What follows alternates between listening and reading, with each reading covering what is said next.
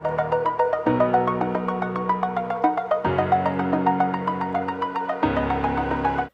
hello everyone. Welcome to my Delight is in Education channel. Today we are going to discuss the both today and yesterday's Hindu news analysis of 24 June 2021 and 25 June 2021 in Telugu. Without any delay, we move to the first article. Countering a political act that has an legal grab. This article comes under polity. ఈ ఆర్టికల్లో ఆయిషా సుల్తానా అనే లక్షద్వీప్ యొక్క film మేకర్ని sedition కేసులో arrest చేయడం అయితే జరిగింది. ఈమె ఒక ప్రెస్ మీట్లో మాట్లాడుతూ బయో వెపన్ అనే పదం వాడిందని చెప్పి సెడిషన్ కేసు మీద అరెస్ట్ చేశారు. సెడిషన్ అంటే ఏంటంటే రాతపూర్వకంగా కానీ మాటల పూర్వకంగా కానీ దేశం మీద హేట్రేట్, కంటెంప్ట్, డిసెఫెక్షన్ చూపిస్తే దాన్ని సెడిషన్ అంటారు. సెడిషన్ అంటే దేశద్రోహం, రాజద్రోహం కింద వస్తుంది. మనం బాహుబలి సినిమాలో చూసాం కదా, రమ్యకృష్ణ ప్రభాస్ని రాజధిక్కరణ అని చెప్పి బహిష్కరణ చేస్తుంది కదా, అలాంటిదే సెడిషన్ అంటే. మనకు ఇప్పుడు రాజద్రోహాలు అనేవి ఏముండవు, ఓన్లీ దేశద్రోహాలే ఉంటాయి. ఇప్పుడు రాజ్యాలు ఏం లేవు కాబట్టి ఆ కేసు మీద ఆమెని అరెస్ట్ చేయడం అయితే జరిగింది. మన ఈ సెడిషన్ అనేది చూసుకుంటే ఐపీసీ సెక్షన్ 124A కిందకు వస్తుంది. ఇది 17th సెంచరీలో ఇంగ్లాండ్ వాళ్ళు ఉన్న టైంలో తీసుకొచ్చిన చట్టం. దీన్ని మన ఐపీసీ సెక్షన్లోకి 1870లో యాడ్ చేశారు. అయితే మనకి 1962లో సెడిషన్ మీద ఫేమస్ కేసు ఉంటుంది, Kedarnath Singh versus state of Bihar అనేది. అక్కడ చెప్పడం అయితే జరిగింది కోర్టు, ప్రతిదీ సెడిషన్ కిందకి రాదు, క్రిటిసిజం అనేది, గట్టిగా మాట్లాడటం అనేది ప్రతిదీ సెడిషన్ మీద పెట్టి దాన్ని మిస్యూజ్ చేయకండి. దానివల్ల లా అండ్ ఆర్డర్ కానీ డిస్టర్బెన్స్ జరిగి వైలెన్స్ అనేది జరిగితేనే అప్పుడు సెడిషన్ కింద పెట్టండి, అంతేగాని లాస్ని మిస్యూజ్ చేయొద్దని చెప్పి చెప్పడం అయితే జరిగింది.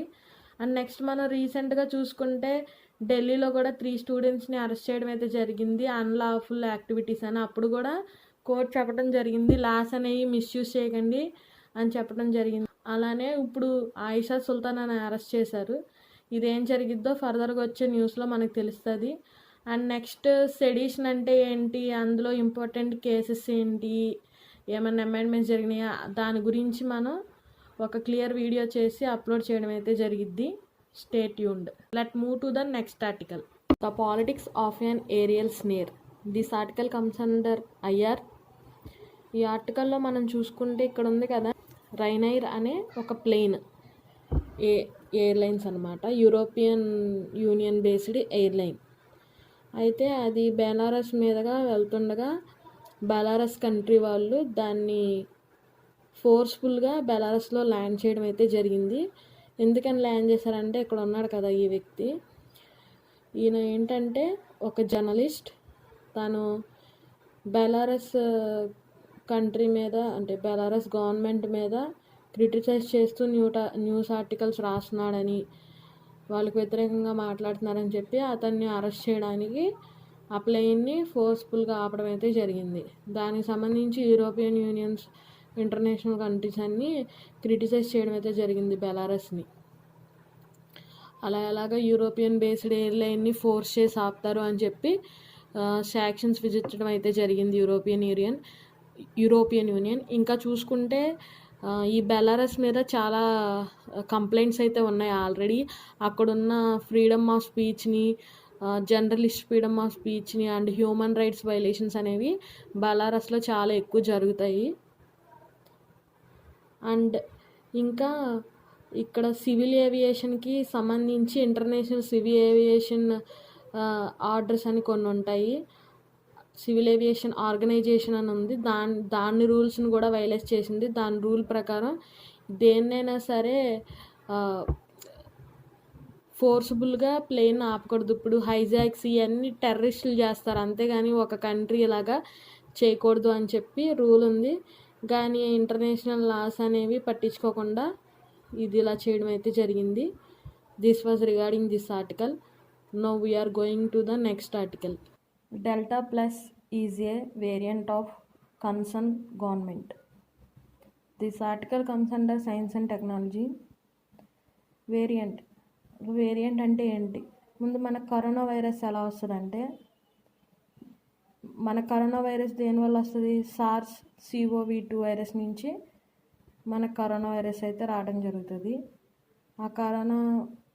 ఈ సార్స్ CoV-2లో మనకు RNA రైబోన్యూక్లిక్ యాసిడ్ అనేది ఉంటుంది. అది ఇలా ఈ షేప్లో ఉంటుంది మనకి. అండ్ ఏంటంటే మనకి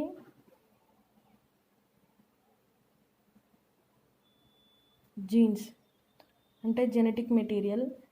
ఈ జెనెటిక్ మెటీరియల్లో చేంజెస్ వచ్చి ఇప్పుడు ఈ పార్ట్ ఉంది, ఈ పార్ట్లో ఉన్న జెనెటిక్ మెటీరియల్లో చేంజ్ రావటాన్ని జెనెటిక్ మ్యుటేషన్ అంటారు. ఇలా ఎప్పుడైతే మ్యుటేషన్ జరుగుతుందో అప్పుడు అందులో వేరియేషన్స్ అని వచ్చి ఈ వేరియంట్స్ కింద మారుతాయి. ఇలా ఒకసారి మనకి జెనెటిక్ మ్యుటేషన్ జరిగి వేరియంట్ రావడం జరిగింది. దానికే డెల్టా వేరియంట్ అని నేమ్ పెట్టాం, B.1.617. అలానే ఆ డెల్టా వేరియంట్ ప్లేస్లో ఇప్పుడు మళ్ళీ ఇంకో మ్యుటేషన్ జరిగి ఇంకొక వేరియంట్ రావడం అయితే జరిగింది. దాని పేరే డెల్టా ప్లస్. దానికి AY1 అని నేమ్ పెట్టడం జరిగింది.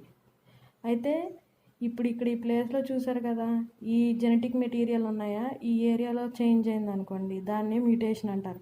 అలా చేంజ్ అయ్యి మనకి వేరియంట్స్ రావడం అయితే జరిగింది.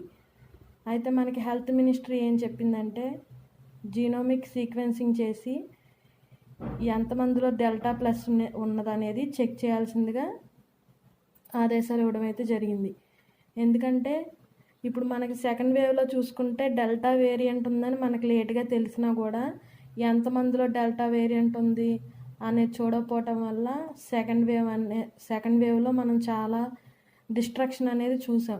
అలాగే అది థర్డ్ వేవ్లో రిపీట్ కాకుండా ఉండటానికి ముందుగానే ఎవరికైతే కరోనా వైరస్ వచ్చిందో వాళ్ళకి జీనోమిక్ సీక్వెన్సెస్ చేసి ఎంతమందిలో డెల్టా ప్లస్ A1 ఉందనేది, ఎంతమందిలో డెల్టా ప్లస్ AY1 ఉందనేది చెక్ చేసుకుంటే దాన్ని బట్టి మెడికల్ కేర్ తీసుకోవచ్చని చెప్పడం జరిగింది. This was regarding this article. Now we're moving to the next article. Banks get assets worth 8,441 crores from ED. This article comes under economy. ED అంటే enforcement directorate. Enforcement directorate అంటే అదొక investigation agency. దేనికి investigation agency అంటే ఈ financial crimes వాటి గురించి, especially economic అఫెండర్స్ని వాళ్ళని కనుక్కోవడానికి ఈ ఎన్ఫోర్స్మెంట్ డైరెక్టరేట్ అనేది వర్క్ చేస్తుంది.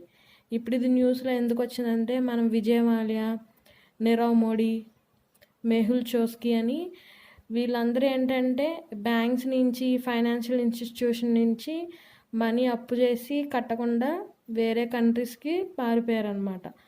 సో వీళ్ళందరూ మనకి ఎకనామిక్ అఫెండర్స్ కిందకు వస్తారు.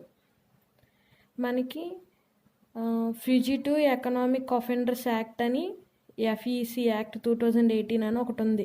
దాని ప్రకారం ఏంటంటే ఎవరన్నా ఏదన్నా ఫైనాన్షియల్ ఇన్స్టిట్యూషన్ నుంచి కానీ బ్యాంక్ నుంచి కానీ అబోవ్ 100 crores కన్నా ఎక్కువ తీసుకుంటే వాటిని పే చేయకుండా వేరే కంట్రీ వెళ్ళిపోతే వాళ్ళకి ఫస్ట్ నోటీసులు ఇస్తారు ఇండియాకి రమ్మని.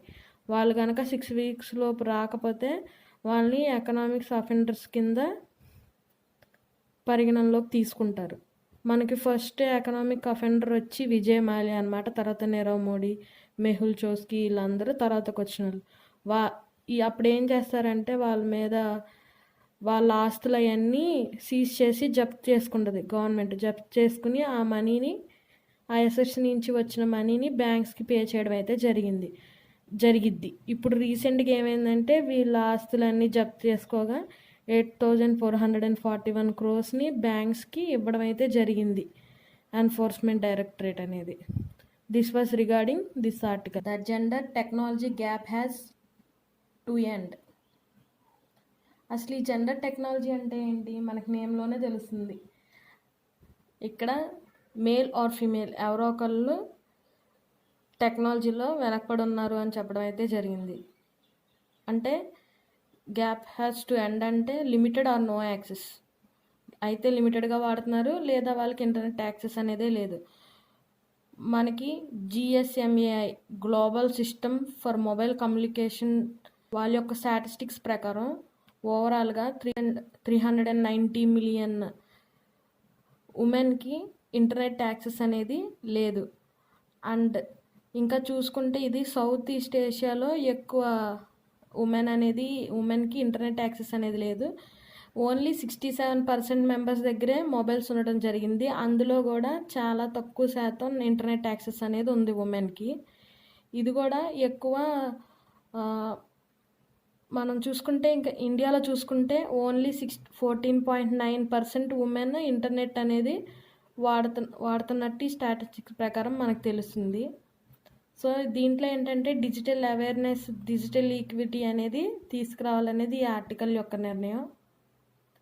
అండ్ ఈ ఆర్టికల్ మనకి ఇంకా దేంట్లోకి వస్తుందంటే సోషల్ ఇష్యూస్ కిందకు వస్తుంది. ఇంకా మనం ఇది ఎలా ఉపయోగపడుద్ది అంటే ఇప్పుడు మనకి ఉమెన్ ఎంపవర్మెంట్కి ఎగ్జాంపుల్స్ ఇవ్వమన్నా కూడా దీన్ని మనం తీసుకురావచ్చు. సస్టైనబుల్ గోల్స్ కింద ఉమెన్ ఎంపవర్మెంట్లో దీన్ని తీసుకురావచ్చు ఎగ్జాంపుల్ కింద. This was regarding this article. The union government has a unifying effect. This article comes under polity.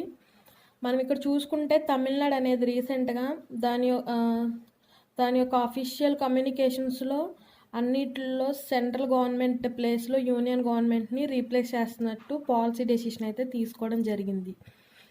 ఇక్కడ నేమ్ మారిస్తే వచ్చే లాభం ఏంటంటే మన కాన్స్టిట్యూషన్లో కూడా ఎక్కడ చూసుకున్నా సెంట్రల్ గవర్నమెంట్ అని ఉండదు, యూనియన్ గవర్నమెంట్ అని ఉంటుంది. యూనియన్ అంటే అన్ని స్టేట్స్ ఏకమత్యమైంది అని. ఇక్కడ సెంటర్ చూసుకుంటే ఏంటంటే సెంటర్ స్టేట్ అని డివైడ్ చేస్తున్నట్టు ఉంటుంది. అంటే సెంటర్ స్టేట్ మీద ఆధిపత్యం చూపిస్తున్నట్టు. మనది చూసుకుంటే ఫెడరల్ అయినప్పటికీ కూడా స్టేట్స్కి కూడా కొన్ని పవర్స్ ఉంటాయి. అది తెలియచేయడానికే యూనియన్ గవర్నమెంట్ అని నేమ్ పెట్టడం అయితే జరిగింది కాన్స్టిట్యూషన్లో. సో మనకి దేనికైనా నేమ్లోనే దాని స్పిరిట్ అనేది తెలుస్తుంది. సెంటర్ చేతిలో స్టేట్ ఉంది అనిపించుకోవడం కన్నా ఇలా యూనియన్ అంటే బాగుంటుంది కదా అనిపించుకోవడానికి బాగుంటుంది అని చెప్పి తమిళనాడు అయితే పాలసీ డెసిషన్ తీసుకుంది. This was regarding this article. Blended learning won't work. This article comes under governance. ఇక్కడ బ్లెండెడ్ లెర్నింగ్ అంటే ఏంటి?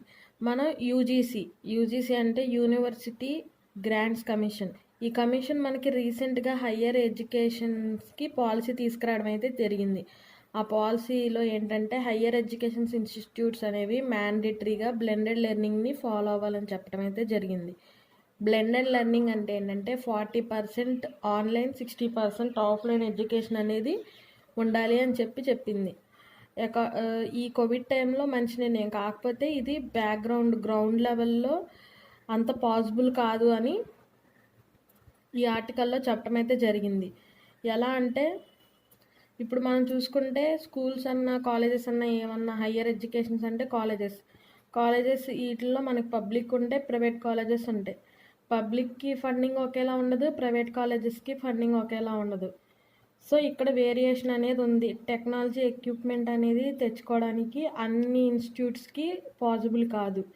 అన్ని ఇన్స్టిట్యూట్లో టెక్నాలజీ యూజ్ చేసి చెప్పే లెక్చరర్స్ ఉండరు. వాళ్ళని అంటే హ్యూమన్ రిసోర్స్ అనేది చాలా తక్కువ ఉంది. అండ్ స్టూడెంట్స్ విషయం చూసుకున్నా కూడా అందరి దగ్గర ఆన్లైన్ సర్వీసెస్ ఉండవు అనేది మనం చెప్పలేం. ఈ కోవిడ్ టైంలో అందరూ ఫైనాన్షియల్గా పడిపోయారు. అందరి దగ్గర మొబైల్స్ ఉంటాయి, ల్యాప్టాప్స్ ఉంటాయి అని కూడా చెప్పలేం. So blended learning won't work అనేది ఈ article. Now we're moving to the next article. PM backs delimitation exercise, grassroots democracy in J&K. This article comes under polity. ఈ ఆర్టికల్ ఏంటంటే ఇక్కడ మనం జమ్మూ అండ్ కాశ్మీర్ చూసాం కదా. మనకి జమ్మూ అండ్ కాశ్మీర్ గురించి ఆల్రెడీ తెలిసిందే. మనకి లాస్ట్ ఇయర్ August 5, 2019లో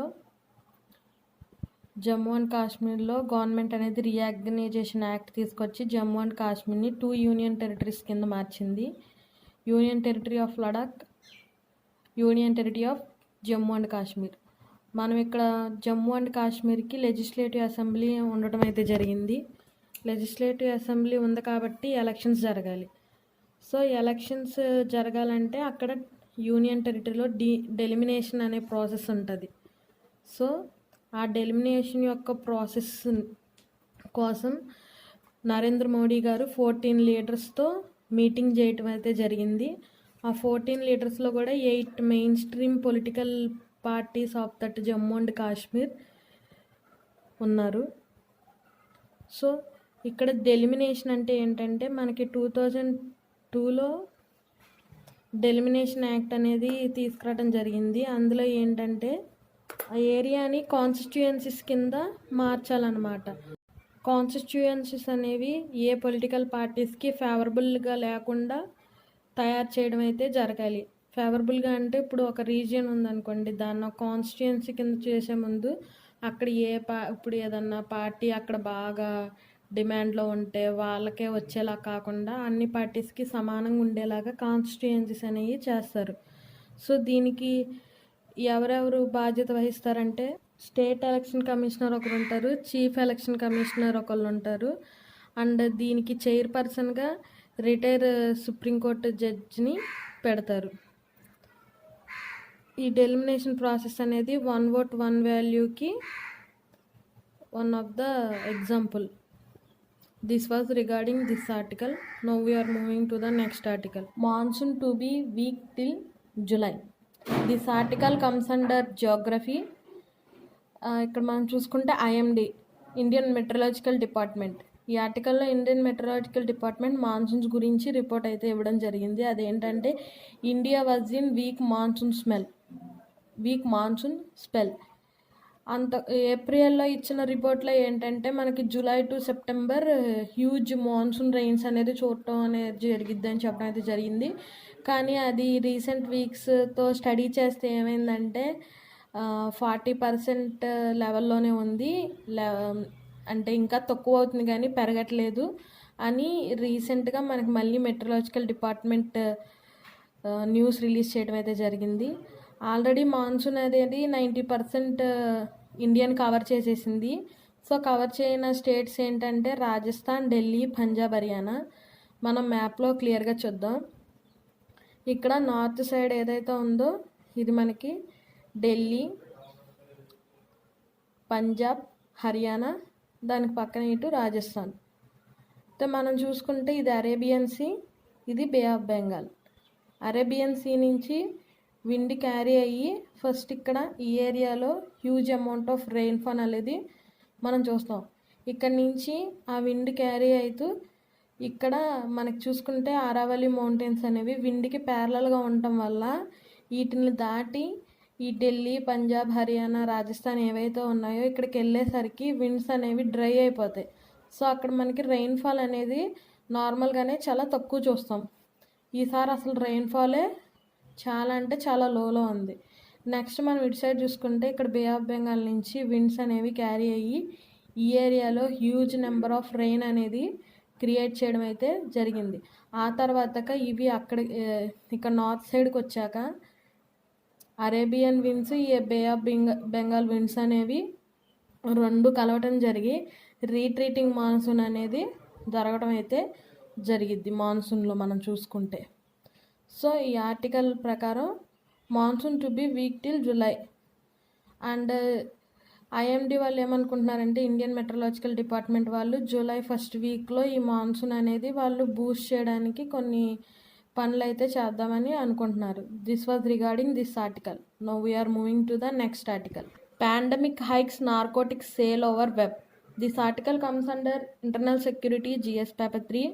మనం ఈ ఆర్టికల్లో చూసుకుంటే pandemic hike narcotics over web అంటే ఏంటండి, పాండమిక్ టైంలో నార్కోటిక్స్ అనేవి వెబ్ సేలింగ్లో ఎక్కువ ఉన్నాయని ఈ హెడ్డింగ్లో మనకు తెలుస్తుంది. మనం వరల్డ్ డ్రగ్ రిపోర్ట్ 2020 ప్రకారం చూస్తే ఇంటర్నెట్ యూజ్ చేసుకుని, డార్క్ వెబ్ని యూజ్ చేసుకుని డ్రగ్ ట్రాఫికింగ్ అనేది చాలా ఇంక్రీజ్ అయ్యింది అని చెప్పడం అయితే జరిగింది. మనం ఏషియాలో చూసుకుంటే చైనా, ఇండియా అనేవి ఈ డ్రగ్ పేరు ఎక్కువ వినిపిస్తుంది ఇండియా అండ్ చైనాలో. ఎందుకంటే మనం ఇండియాకి ఇటు సైడ్ చూసుకుంటే మనకి గోల్డెన్ ట్రయాంగిల్ ఉంది, ఇటు సైడ్ చూసుకుంటే గోల్డ్ క్రిసన్ ఉంది. సో ఇవి రెండు ఇండియాకి ఆనుకొని ఉండటం వల్ల అంటే చైనాకు కూడా దగ్గర ఉండటం వల్ల ఈ డ్రగ్ షిఫ్టింగ్ అనేది ఈ రెండు ఏరియాస్లో బాగా ఎక్కువ జరగడం అయితే జరిగింది. అండ్ 2011 నుంచి 2021 రిపోర్ట్ ప్రకారం 19 మేజర్ డార్క్ వెబ్స్ ఉన్నాయి ఈ నార్కోటిక్స్ డ్రగ్స్ అనేవి సెల్ చేయడానికి. అండ్ ఈ పాండమిక్ సిచ్యువేషన్ వల్ల ఈ డ్రగ్ ట్రాఫికింగ్ అనేవాళ్ళు ఇంటర్నెట్ వైపుకి మళ్ళారనమాట బాగా ఎక్కువ. అండ్ అది వాళ్ళకి చాలా సింపుల్గా కూడా ఉంది ఇంటర్నెట్ ద్వారా సెల్ చేయడం అనేది నార్కోటిక్స్. వాళ్ళు మనీ ట్రాన్స్ఫరింగ్కి మెయిల్ వాడుతున్నారు సేఫ్గా. అండ్ ఈ డ్రగ్ ట్రాఫికింగ్ అనేది డార్క్ వెబ్లో ఇయర్లీ యాన్యువల్ ఇన్కమ్ వచ్చి $315 million సంపాదించడం అయితే జరిగింది. This was regarding this article. నా సమాచారం కనుక మీకు నచ్చినట్టయితే లైక్, షేర్ అండ్ సబ్స్క్రైబ్ చేయండి.